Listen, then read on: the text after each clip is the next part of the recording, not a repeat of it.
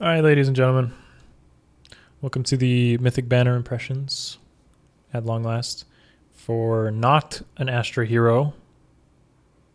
Thanks, Intelligent Systems.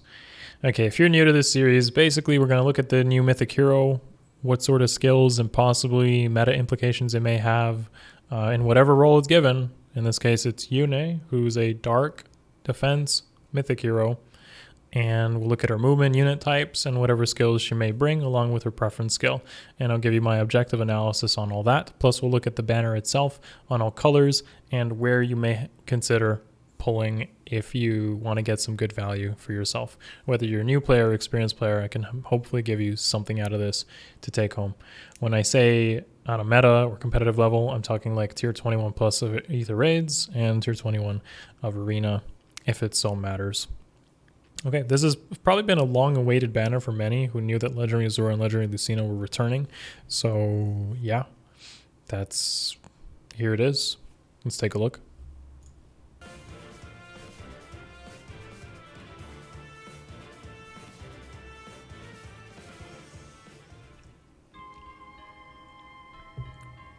I am neither holy nor base, neither angel nor devil.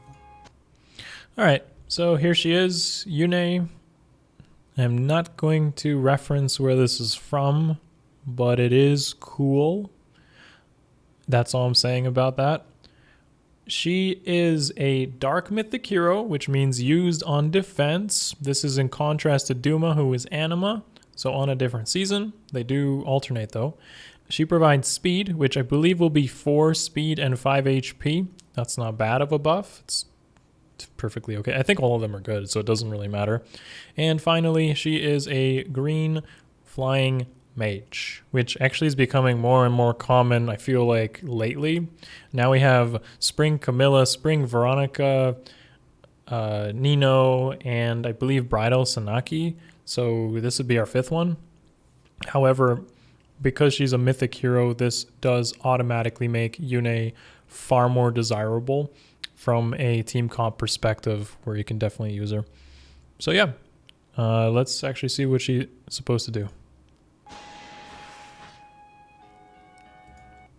All right, so base kit is probably going to need to change. If you consider current AR and that she's a flyer, the most optimal way to use her is going to be on the flyer balls, which I have covered in my AR offense and defense ultimate guide. You guys should check that out on the YouTube channel. It's about a month old now or so, but it is very useful to understand why she would be most optimal on that. That's not to say you couldn't use her for other reasons.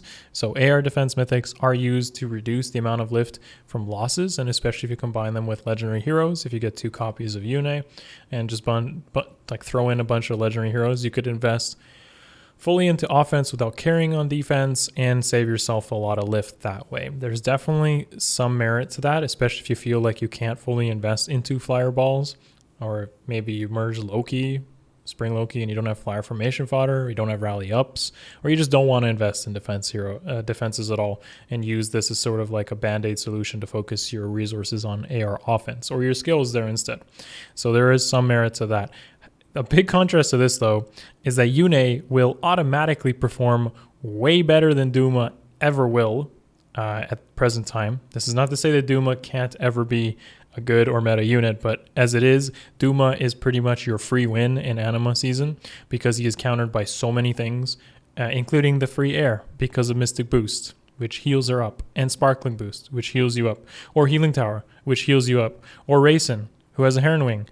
Okay, you get my point. Duma has a lot of problems. Upheaval doesn't get enough value, and he's an armor with one movement.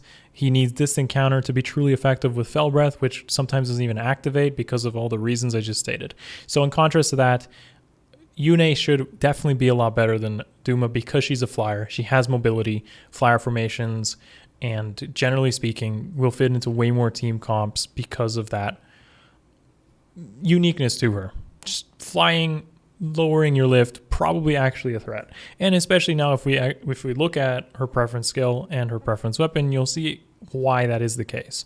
Everything else likely needs to be replaced out. On optimal, Yune is probably using something like Sturdy Impact on defense, probably Flyer Formation in B or Mystic Boost, depending on what her stat spread is. And Seal would be like Flyer Formation, for instance, with her preference skill, unfortunately competing with Ward or Goad Flyers, depending on how you make a Fireball. Or if not that, maybe Guidance instead, which is really unfortunate that her preference skill is in the C. That's, regardless of what the effect does, it's competing in such a very lucrative slot. And that's why I'll talk about in a moment why you may actually consider throwing it out completely, and it won't really, I'll explain what it does, but it may not even be worth it. Anyways, Chaos Manifest, that's her preference weapon. It's pretty good. Gives her a flat 3 res, which has synergy with her preference skill, but we'll talk about that in a second. Basically, if she attacks into a unit that it has a panic effect or a threaten or a negative status effect, something like that, gravities, candlelights, or just debuffs in general, she's going to basically gain an extra 6 attack on initiation and guarantee a follow-up attack. So she's always going to double. Think of that like a bold fighter on her weapon. That's really good. It's a really good weapon. Extra attack plus guaranteed follow-ups is really, really good. And the fact that the setup's not that difficult if you consider chills, chill attacks, chill defense, chill res, even the schools, infantry schools, panic manners. There's so many things that can really easily activate this. If she attacks into like big AR Omega tanks, like you're definitely chilling that unit because it'll have so much stats anyways. So yeah, that's why that weapon is really good. And if you consider that you can also give her Sturdy Impact in the A slot, she becomes a big menace to deal with. Unfortunately, that sort of investment is already really heavy, and that's what's going to make Yune either be a complete joke on a defense team or an actual situation where you're going to start sweating. So there's going to be a big contrast between a really good one and a really bad one. Duma, on the other hand, even with big investment, still ends up being quite a joke. Like I've seen Fallen Shields Dumas, I've seen Distant Counter Dumas, I've seen Lightning Bread Dumas, I've seen it all, and I've not seen one that works. So Yune can be really good, but it's going to require some work to make her work. Sabotage Res is a new skill similar to Sabotage Attack, checks the res and then debuffs units. I don't really have much to say for this. I don't even think it's necessarily that good. I think Sabotage Attack, which we got first, was actually the best case for this. So that's unfortunate, but I guess it's okay. Especially since we can probably expect Yune herself to have some pretty high res based on how all these skills synergize.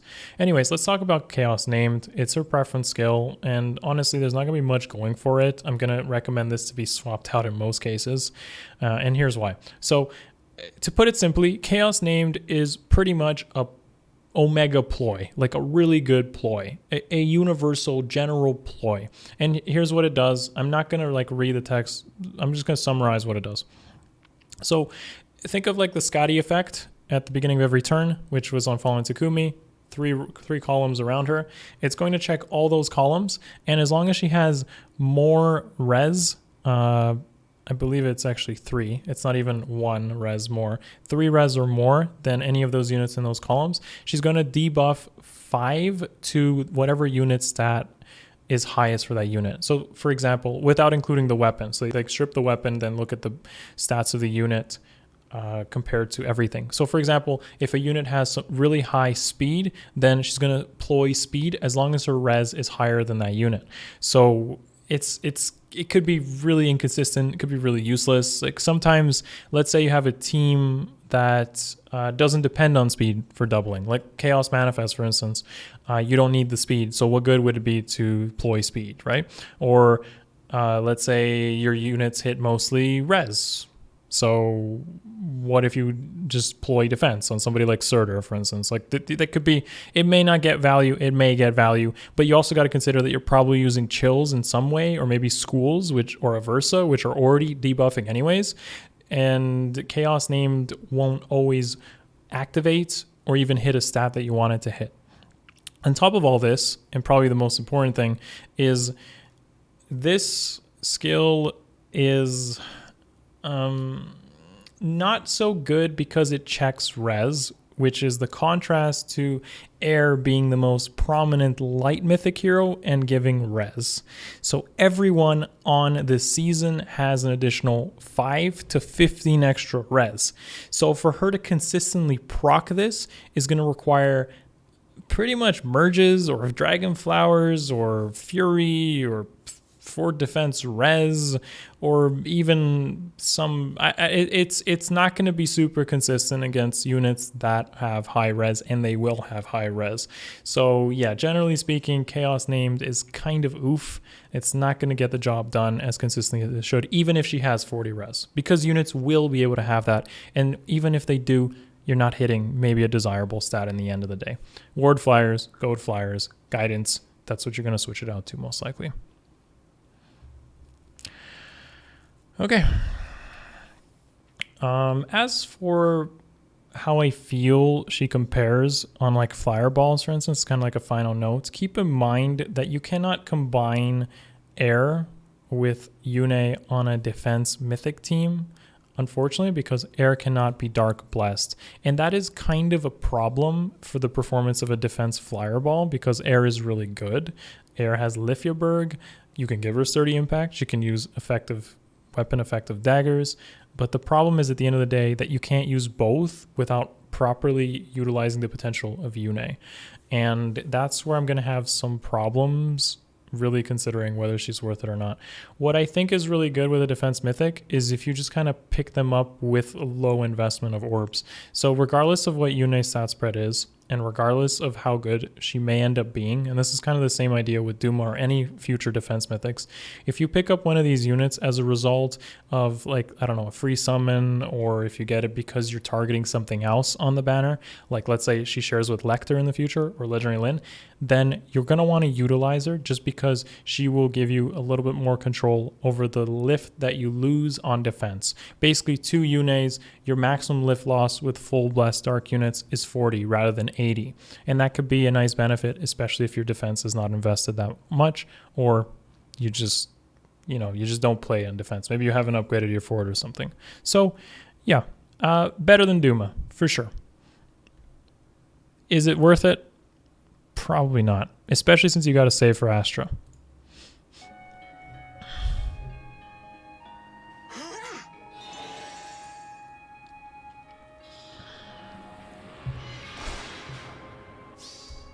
How endearing. It's pretty cool. It's pretty cool. I like it. Are you serious?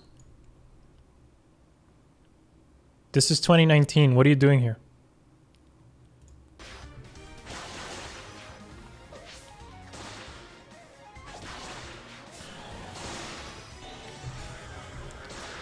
So, yeah, we kind of expected most of these.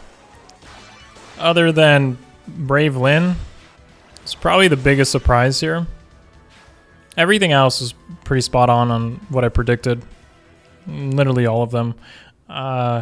Except maybe Lewin. No, I think Lewin. It was Ophelia, which I didn't properly predict, and obviously Brave Lyn. So 10 out of 12 were my predictions on this. But honestly, at the end of the day, there are some disappointments to be had here. And I want to go over every color the best I can for most players, whether you're new or experienced. So a lot of people probably look at this banner and think it's like one of the best, but it may not necessarily be the best for you. And let me explain why. It's really good depending on what you play for and what you want to do on your account. So, for example, if you're a new player, then what you should be targeting is not even this banner. You should be summoning for air on the Hero Fest banner, because it's easier to pick up copies of air from that banner than it is to pick up copies of air on this banner. In fact, the Hero Fest also has Lewin and Ophelia, so literally all 3 units are easier to get from the Hero Fest as a new player than it is from here, and you can farm up the orbs there to do so. So if you're going in here and thinking you should pick up those, then that is bad. Like that, don't do that. However, and this is probably where you should maybe consider spending orbs here rather than something like the Hero Fest, or maybe the Hero Fest expired as a brand new player, picking up like a copy of Legendary Azura and then Ophelia because you need to rally up, or maybe you just need a nuker for air defense or something like that, then Azura is pretty good there.